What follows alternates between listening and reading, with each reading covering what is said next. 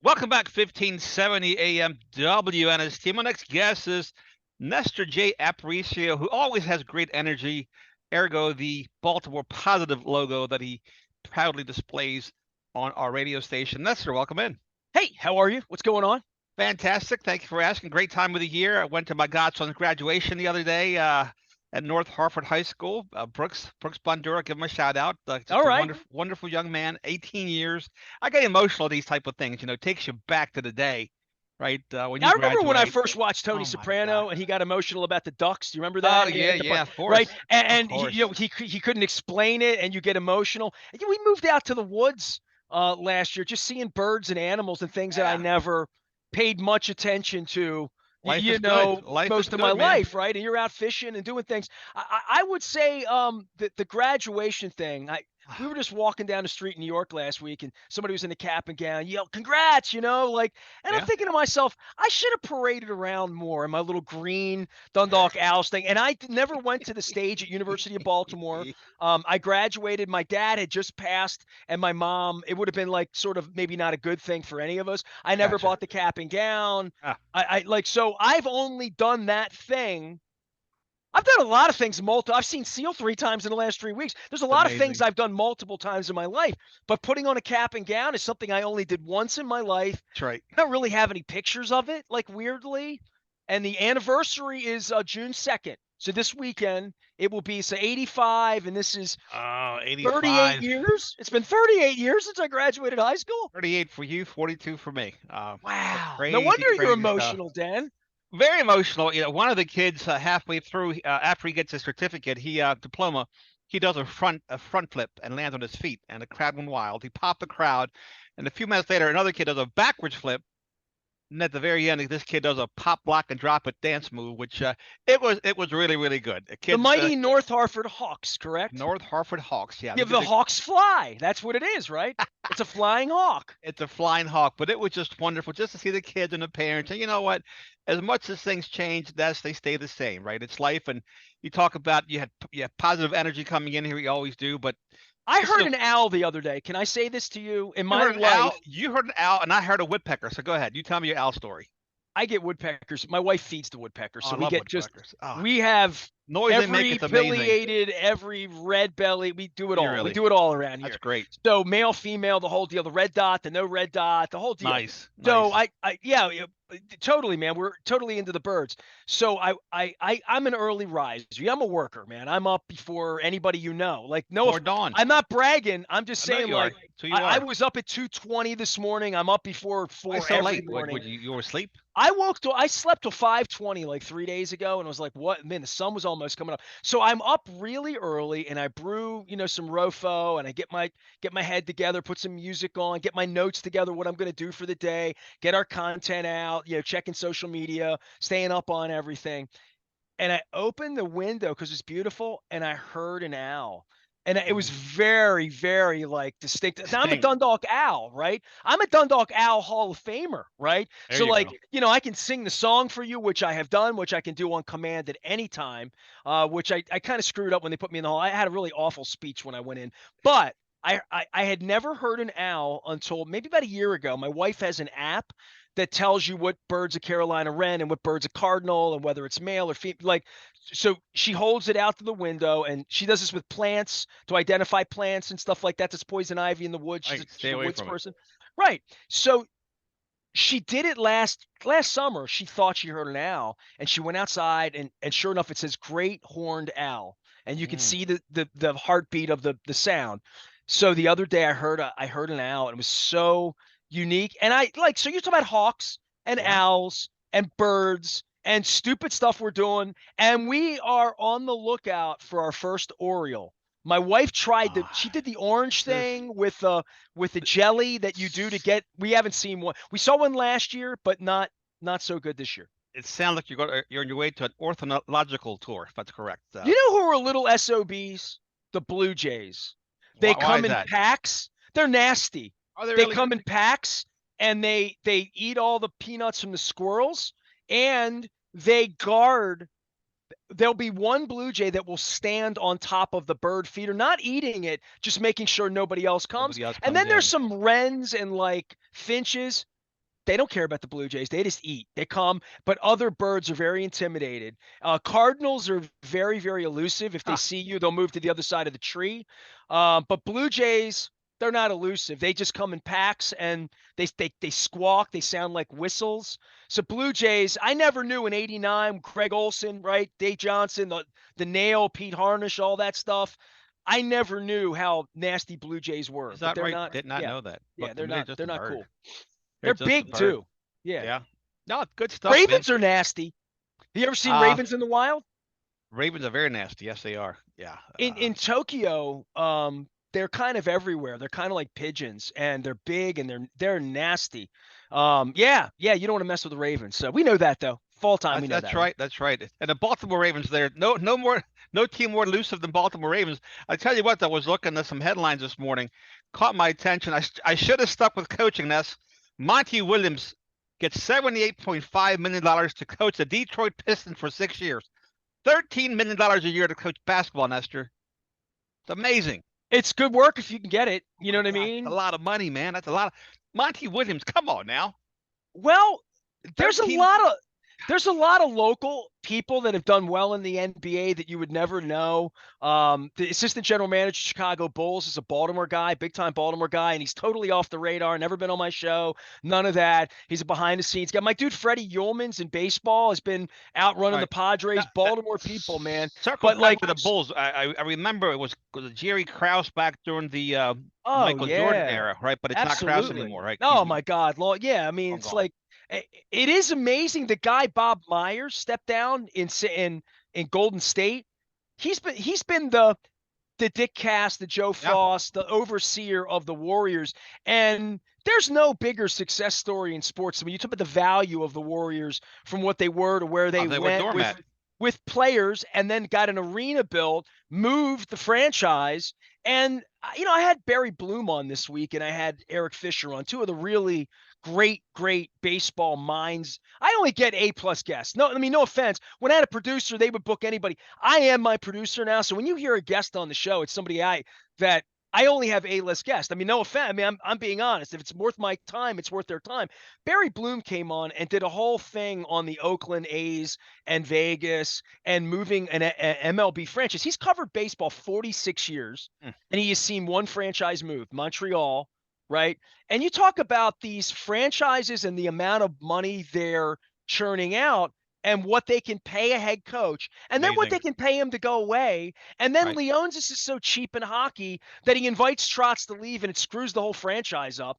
And I'm willing to say that Barry Trotz is in Nashville, just hired his first head coach, who was a kid who played for him, who I watched play at the arena, Andrew Brunette, back 35 years ago, who's now his coach in Nashville.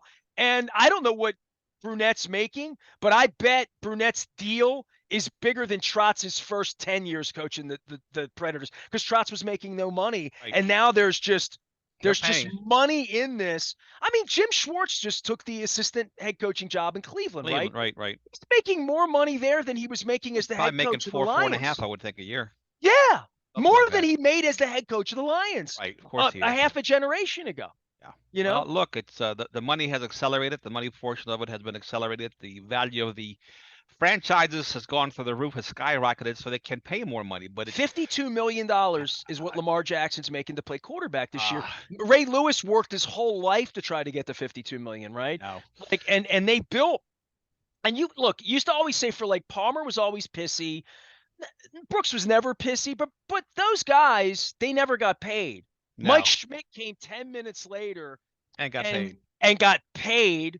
You know what I mean? Flanagan was on the cusp of like getting paid. And then the next thing you know, Glenn Davis is getting paid. And Cal Ripken got paid. And then Clemens and Bonds and A-Rod, and we were amazed when it was 10 million, 15 million a year. I remember when I was on the radio talking about Cal Ripken getting 5 million a year. Oh my God, Palmeiro, they gave him 6 to come in, and Alomar, they couldn't give him more than they gave Al. That was a lot back then. And my good friend Al Bunbury comes here all the time. We talk about him missing the window. He was born too early. He built it for the next guy. He served for 4 years of Vietnam, came back and played, and never really got paid. he missed his window. Guys just came out that were born too early, right? And these guys that were born lately, late, they're making bank. They're All the getting. more reason that I guess I'm such a jerk about how it's all gone down over 30 years and the promise of the football team and the PSL and the community. And look, I went through it this week with Luke at length and a little bit with you about Baltimore and the jerseys and what it meant to me and my radio station and my business and what it didn't mean to Peter Angelos ever. You railed you railed for that. You were pounding the table for having Baltimore in the jerseys. You were the first one out. But it's you were the front runner. It's because it was the missing ingredient that made the Ravens feel more special then. And now the Ravens again, are purple team X that just want to sell Lamar Jackson jerseys out to the cosmos, and they're going to ship them off to play over in London. And I mean, like, and some guy who's from out of town has thrown a guy like me out of my seats, out of my business, out of my vocation, and thinks he's going to get away with it. Like it's and here we are, and they're trying to sell me the tickets that they threw me out of, and they can't sell them. And there will be empty seats in the stadium again this year, and everything's just all right.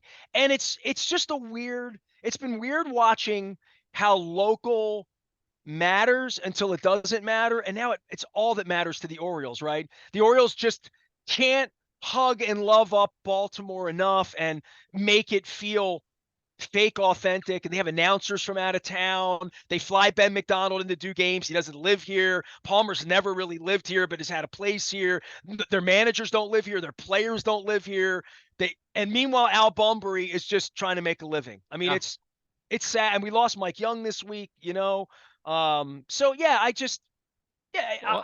I wonder at 55 the value of sports, and that's why I put this together, because like there still needs to be some rally cry to say you guys got to do more than leave behind a check when you're making $52 million a year here.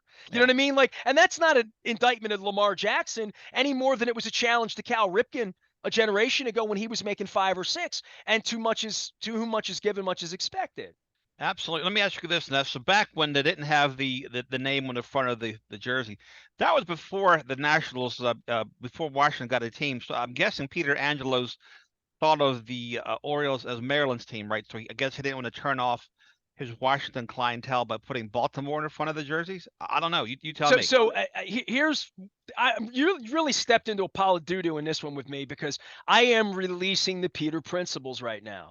So the Peter Principles was a project that came, and I really want to talk about this because you've asked me something that I have the absolute answer, not in my words. It's not a fairy tale. It's not a Nestor said. You can go hear Peter talk about it himself. Right. So I interviewed Peter on a stage in March of 1997. And this is in I think it's chapter 3 or 4. It's released at this point. It's up at Baltimore Positive. You can read his words. You can read my words around it. And I mean, again, I'm not a figure in the Peter Principles. It's a third person reading of having worked through it, lived through it, what journalists said about it, what players said about it, what people said in the aftermath, what people told me as a journalist.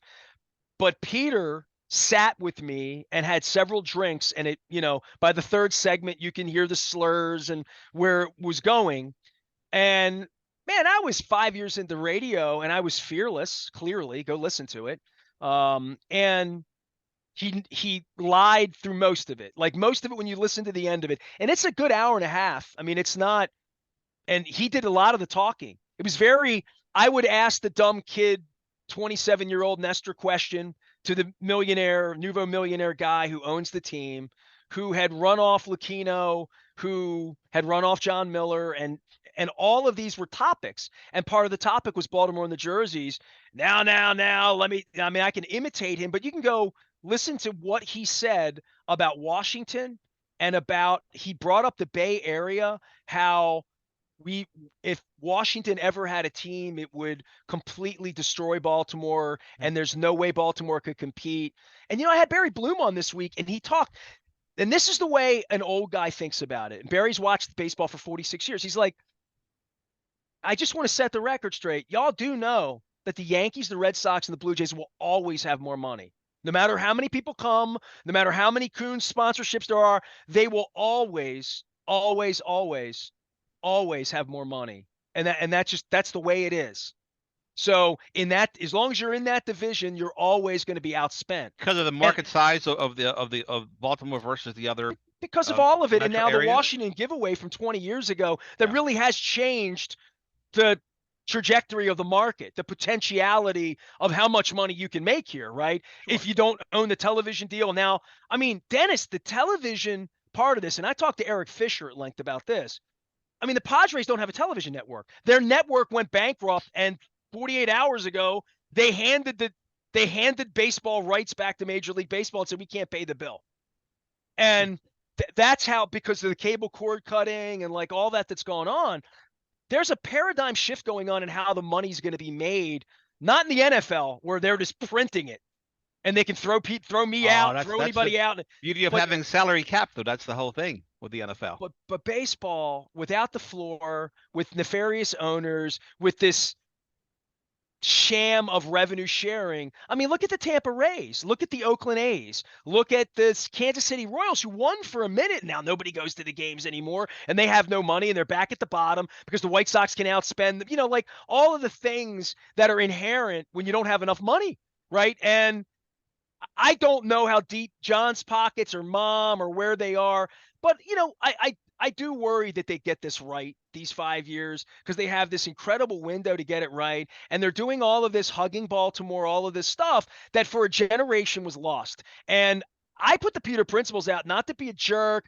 This is like this is what's led to this. This is why on a Wednesday afternoon, they still have trouble getting people out there. And when they're not winning, and introducing the next Adley Rutschman or the next Grayson Rod, and there's not a savior or a bobblehead or a country music concert or, whatever gets people out. I don't know. I don't know what's going to get you out. Winning is what was going to get you out. Winning Absolutely. was what's going to get me out, and being treated like a human being. So I have issues, but you ask about Peter, and it's unbelievable to listen to it 26 years later and realize that the Washington team exists. Peter got all the money. Peter got the television network. Peter got all of that. Well, he leveraged it for sure.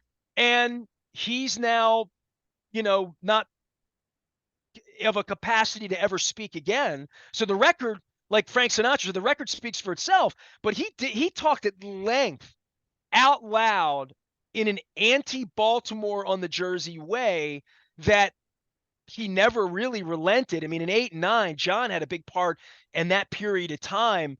And I was down at the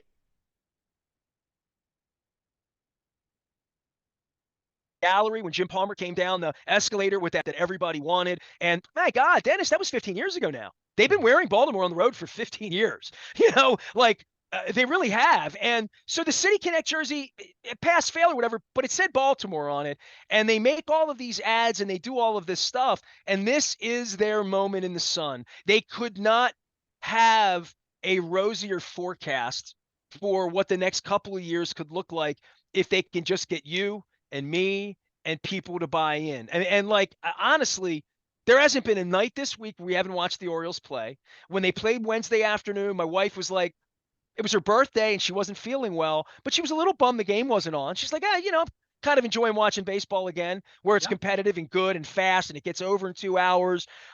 So the history of all of it should be known to everyone so that we can move forward, whatever this is going to be. If John's going to own it and they're going to fix it and they're going to build a city downtown and Wes is going to give them money and they're going to eliminate the freeway, I don't know what they're going to build, and I don't know that they know what they're going to build. I just hope it's great. I hope that it's better than me sitting at the barn with an angry man who went on a rampage for 20 years that never made decisions that were good, that were in the best interest of the city, or even the community. I mean, I guess it was in this best interest of his wallet. I mean, the franchise is worth more money and all that than the night he sat with me, but I don't think it's the legacy he wanted for himself. No. I don't, and that's really that's sad. That's a huge disappointment because and you and I have talked about this in the past. What he has meant to the Greek community, Greek American community, all of his philanthropical uh,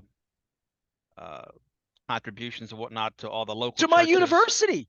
He's Yeah, I built a mean, wing at the University yeah, of Baltimore. he's done a lot of good, and again, you talk about a legacy, and when you get to that level, it's not what they put in stone monuments about you, but it's what you weave into your community, what you leave behind, and that's a shame.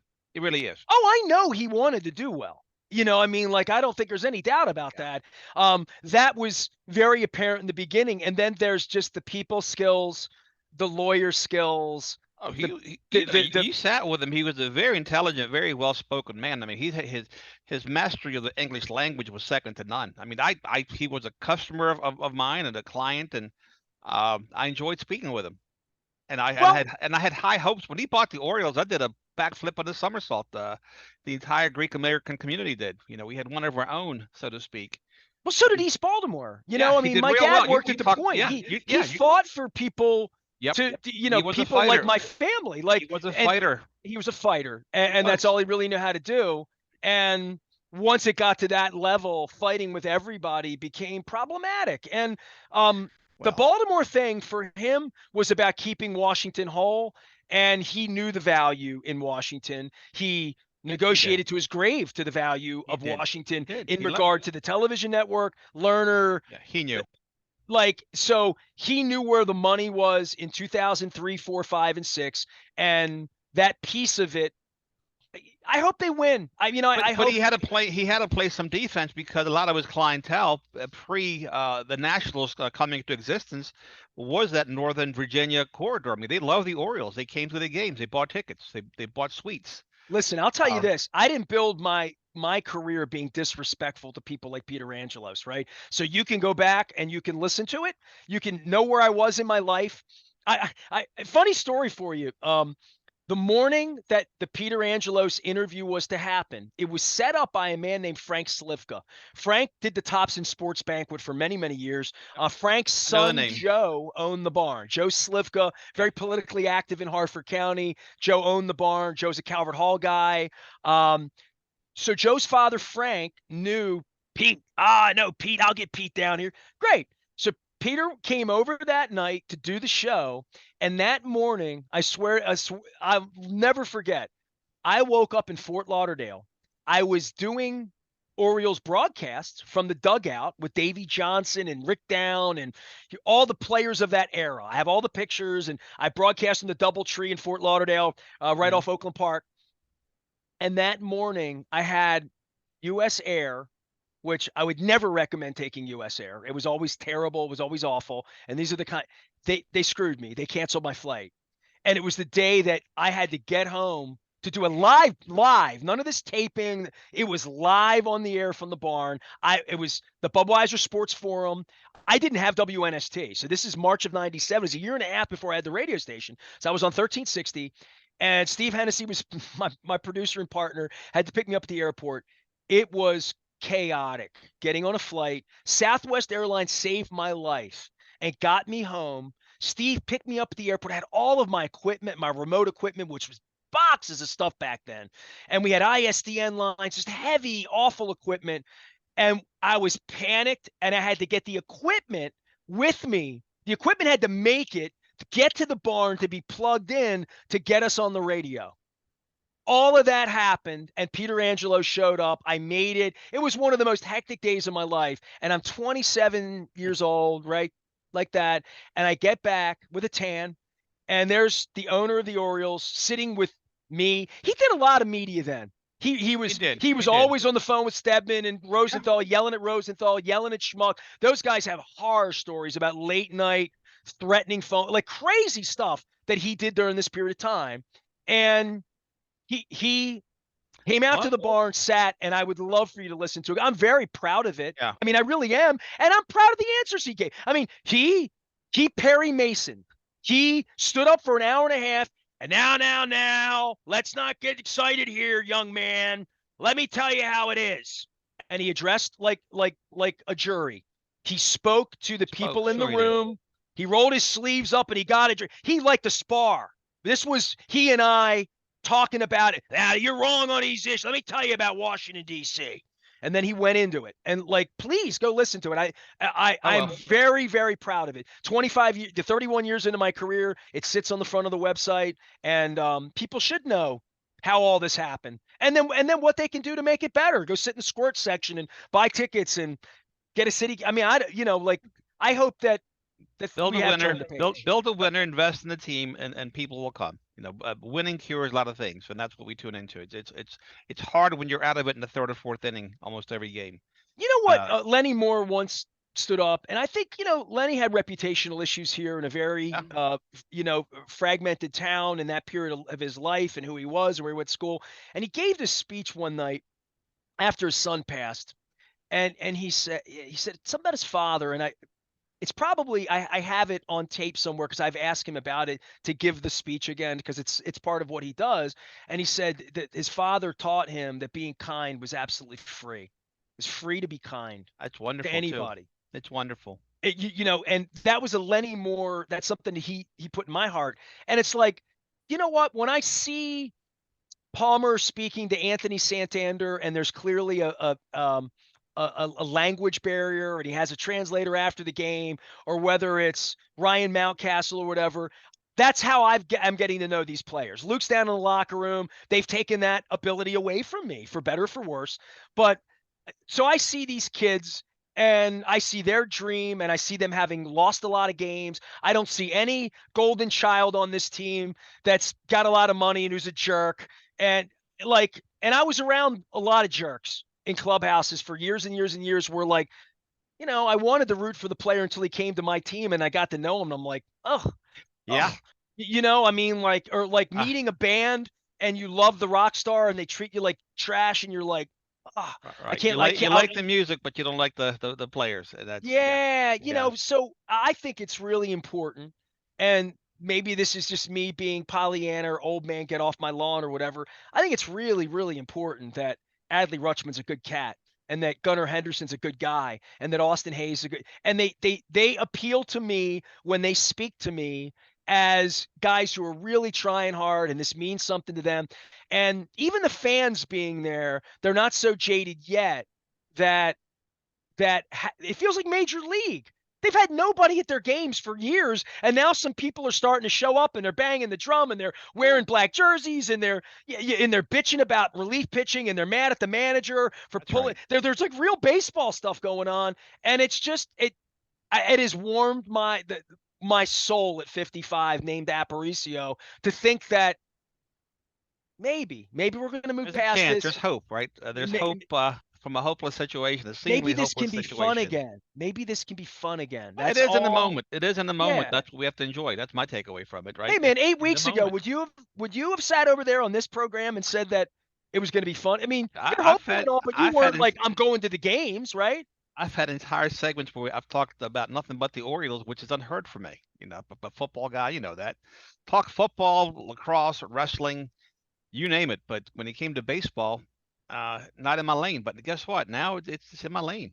So if the I'm in. Ravens are 4-2 and the Orioles are in the ALCS, right? I mean, and you'll be like, I'm a football guy, but you'll be talking baseball here in Oh, October. You will. absolutely. I mean, Not only will I and be talking baseball, I'll be going to the games too. That's the other part of it.